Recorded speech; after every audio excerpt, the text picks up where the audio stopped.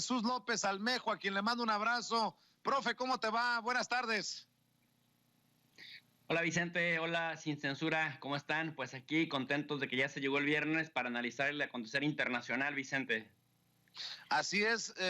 Oye, ¿no te da emoción, no te da orgullo que estas historias surjan en tu Guadalajara? Por supuesto, ya necesitamos un poco de oxígeno de Jalisco, a pesar de la ridiculez que está haciendo el gobernador, Enrique Alfaro. Y bueno, que se vea que cuando los gobiernos no reaccionan o reaccionan por protagonismo en búsqueda de escalar políticamente, aunque lo hagan erróneamente, invirtiendo más en medios de comunicación chayoteros que en trabajar conscientemente por la ciudadanía. Es padrísimo saber que la ciudadanía tiene este coraje y esta valentía para, en contextos de adversidad, no solamente ver por sí mismos, Vicente, sino además también por el prójimo. Sí, me parece que es bastante refrescante encontrar historias como esta. Oye, mi querido Jesús, pues dame tu opinión. Una mañanera en la que se confirma lo que hemos venido adelantando, que una iniciativa del presidente Andrés Manuel López Obrador tenía todo el potencial de ser tomado en la ONU como referencia. Hoy Juan Ramón de la Fuente, el representante de México ante la ONU, dice que hay por lo menos 161 países copatrocinadores de la iniciativa que hizo el presidente Andrés Manuel López Obrador de que sea la ONU la que regule los insumos, las vacunas, el equipo en medio de esta crisis por la pandemia. Y no necesita hablar inglés López Obrador, ni necesita viajar al extranjero para que se le tome en cuenta. En menos de una semana tienes lo de la OPEP y lo que hoy confirma Juan Ramón de la Fuente en la mañanera. Dame tu opinión de este papel protagónico que está asumiendo México en la arena internacional. Efectivamente, hay que contrastar los ideales que tiene, que se manifiestan en los principios de política exterior de una nación. Hay que contrastarlo con sus acciones y luego estas acciones hay que evaluar el impacto de sus alcances y también sus limitaciones. Y en este caso, en un contexto, Vicente, de adversidad, en donde las principales potencias del mundo que presumían de tener sistemas de salud sanos, eficientes, completos, de primer mundo, como se suele decir,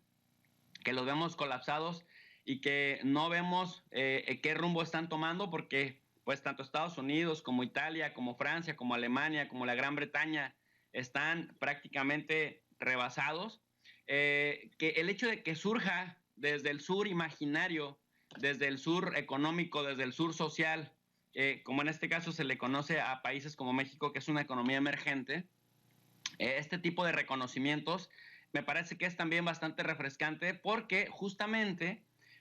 ante las críticas de cada paso que se va dando adelante, pues se va teniendo un resultado y estos resultados finalmente, cuando no son bien evaluados, incluso dentro del país, porque pues tienes una prensa que todo el tiempo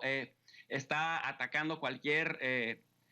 iniciativa que se tiene, el hecho de que la máxima autoridad mundial, la máxima actividad, organización directiva y coordinadora en asuntos de sanidad reconozca el paso que se está dando en México, me parece que pues le tapa la boca a varios malquerientes, querido Vicente.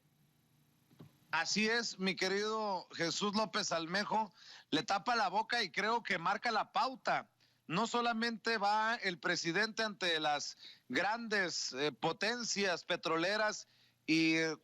saca un trato especial, sino que ahora la ONU el lunes a más tardar estaría avalando esto que ve también con buenos ojos el director, el secretario general de la ONU, Guterres, para que pues no haya gandalle de los más poderosos sobre los más pequeños, que todos tengan acceso a los insumos, a las herramientas, al equipo y lo que se viene, que es lo más importante, las vacunas en medio de esta pandemia. Una gran victoria diplomática también de concretarse, ¿no? Así es, mira Vicente, cuando uno se pregunta por qué los estados o los gobiernos obedecen un orden internacional o coordinan sus actividades, empatan sus actividades con las instrucciones de determinados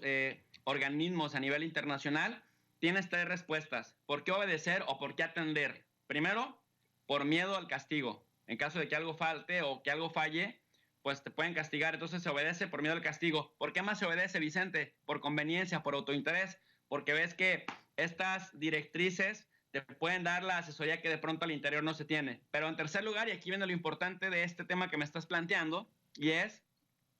que también se obedece o se coordinan las actividades nacionales con las internacionales, con este orden internacional, cuando se percibe legitimidad en ese orden. Entonces,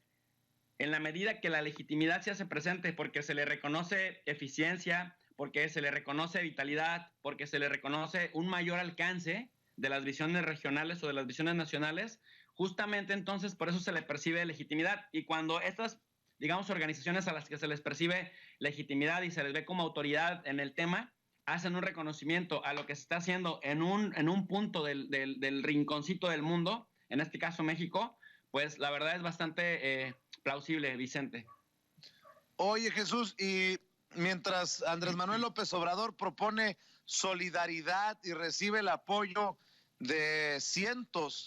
de 161 países hasta el momento en la ONU, tenemos la otra cara de la moneda, un Donald Trump que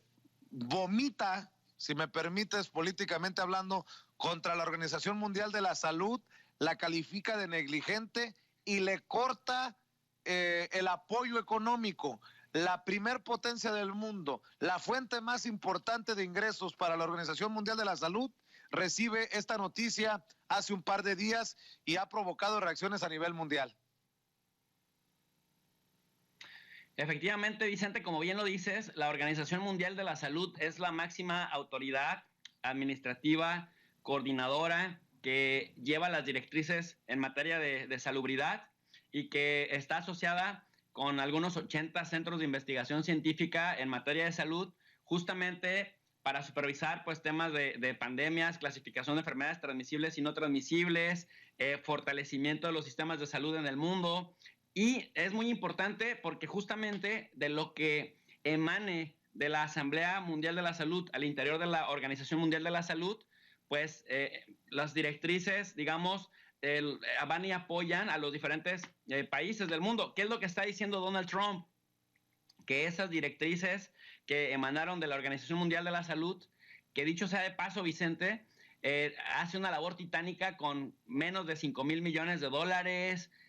con menos de 7,000 personas que están además distribuidas en 6 oficinas en 150 países. Una labor realmente titánica para que con tan poco presupuesto y con tan poco personal, de pronto se le dan encomiendas muy grandes. Entonces, cuando emergen las directrices que en conjunto con centros de investigación se elaboran para atajar protocolos en contextos de pandemia, el hecho de que una potencia mundial como Estados Unidos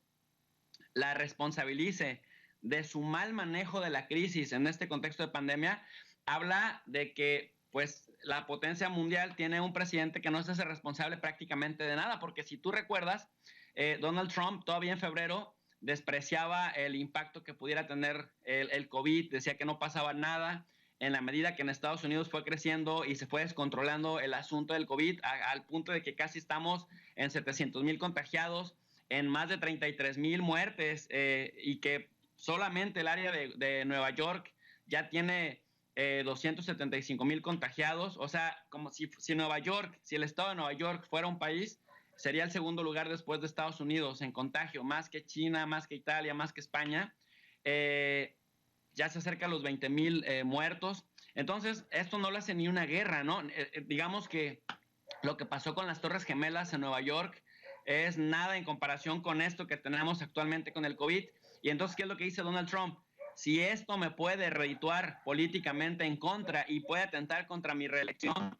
prácticamente tengo que buscar un culpable o un responsable para que el coraje de la gente por este mal manejo de la crisis o por la manera en la que la crisis de salud, la pandemia, le pegó a la sociedad estadounidense, se ha dirigido a la Organización Mundial de la Salud, a la que vamos a decir dos cosas: que nos da información equivocada, en segundo lugar,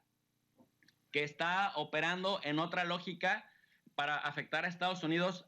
siendo cómplice de un país como China, que dicen que carece de transparencia en cómo nos comunicó el peligro y el alcance de la pandemia. Y en tercer lugar, que está avalando de alguna manera la medicina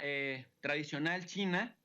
que de alguna manera pone en riesgo, dice Trump, la salud de la gente que crea en estas directrices. Entonces, sí está muy celoso de lo que la Organización Mundial de la Salud está haciendo con China, pero Vicente, también por otro lado, este discurso no es nuevo, porque desde febrero el presidente Trump ya venía amenazando a la Organización Mundial de la Salud con recortarle financiamiento. ¿Y qué es lo delicado? Decía, fíjate, también lo decía sabiamente el presidente Andrés Manuel López Obrador en días pasados: todo vacío se llena.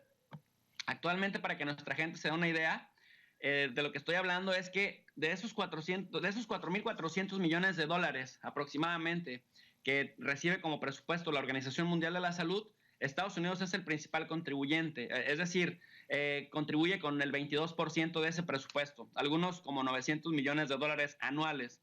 Pero después viene Japón, que más o menos aporta como el 9.7%, el 10%, vamos a cerrar en números redondos. Pero después abajito viene China con el 8%.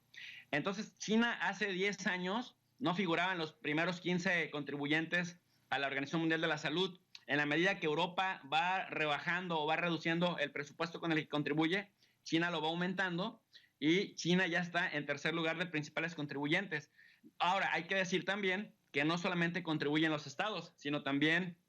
tiene la Organización Mundial de la Salud socios particulares que contribuyen con su presupuesto, pero si solamente evaluamos lo que aportan los estados, China ya está prácticamente pegadito a Japón en el tercer lugar de mayores contribuyentes al financiamiento de la OMS. Y en ese orden de ideas, si Estados Unidos se retira, ¿qué crees que esté haciendo China? Frotándose las manos, porque China está empezando a llenar los huecos que Estados Unidos, liderado o mal liderado por Donald Trump, pues está dejando. Se está retirando del sistema multilateral, del espíritu internacionalista, que dicho sea de paso, Vicente, este orden internacional que tenemos en la actualidad es el orden de la posguerra, de la Segunda Guerra Mundial, que no solamente ayudó a construir, pero que además lideró a Estados Unidos justamente para sentarse en ellos como la potencia hegemónica que ha venido siendo hasta nuestros días, y que progresivamente con Donald Trump pues se ha venido retirando, porque si recuerdas, ha amenazado con salirse de la OTAN, la Organización del Tratado del Atlántico Norte, ha venido amenazando también a Naciones Unidas, se salió de la UNICEF, ahora está suspendiendo a la Organización Mundial de la Salud porque quiere desviar la atención, quiere hacer creer que gracias a que la OMS está actuando mal, está actuando a destiempo y está actuando en complicidad con China, dice Trump, no es Trump entonces el culpable de la debacle que está sufriendo el pueblo estadounidense, sino la Organización Mundial de la Salud. Y mira, el presupuesto lo de menos. Lo realmente importante de esta jugada es que Trump está intentando con todas sus fuerzas deslegitimar a la OMS. Y obviamente la gente que simpatiza con las ideas de Trump, pues está viendo con malos ojos a esta organización, y lo malo de que pierde legitimidad es pues que al ser la que avala políticas de salud, medidas, clasificación de enfermedades transmisibles y no transmisibles, pues realmente la debilita y la tambalea más en el nivel de la deslegitimidad que en el nivel de financiamiento, porque es el ente coordinador a nivel mundial de las acciones colectivas para enfrentar este tipo de contextos, Vicente. Yo veo a un Donald Trump contra la pared, arrinconado, como fiera que se defiende, mi querido Jesús López Almejo, y corrígeme si tu visión no es como la mía, y lo entiendo, y te lo digo porque no solamente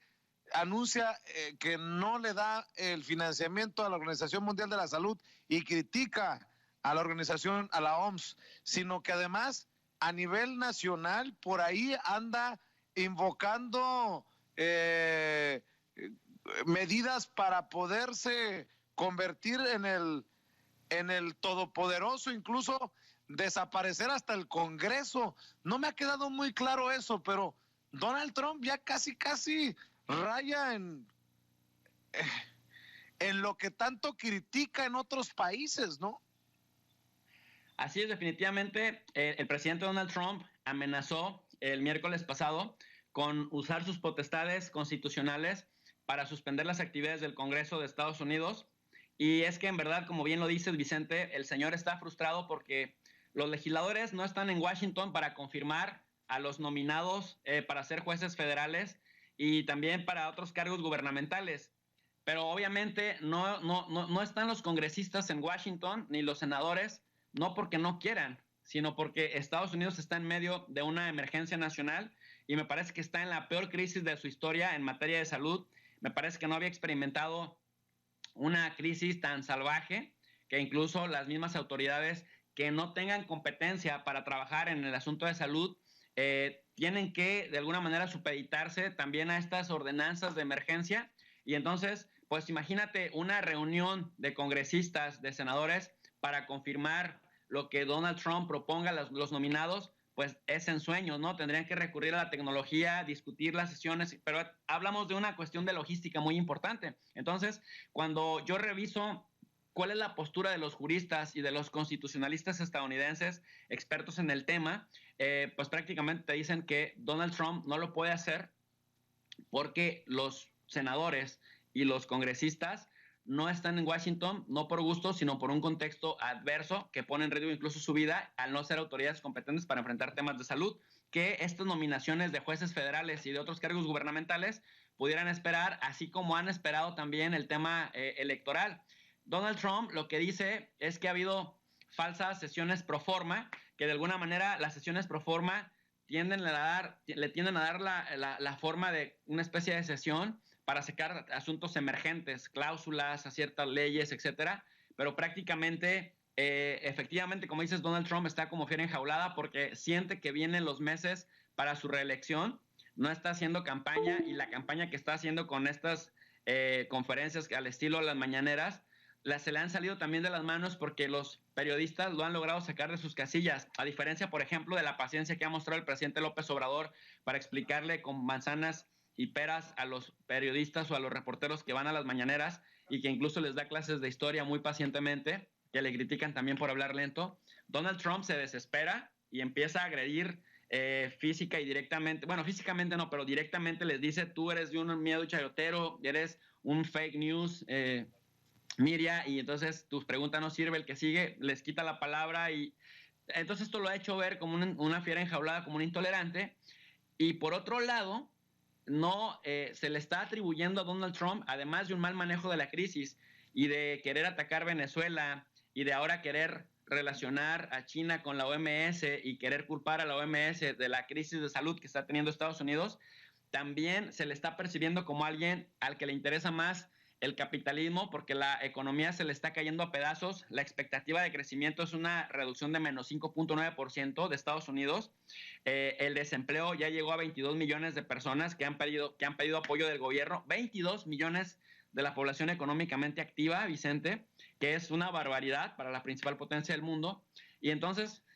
o sea, Trump se va a enfrentar a la reelección en un contexto en donde Estados Unidos enfrentó dentro de las potencias mundiales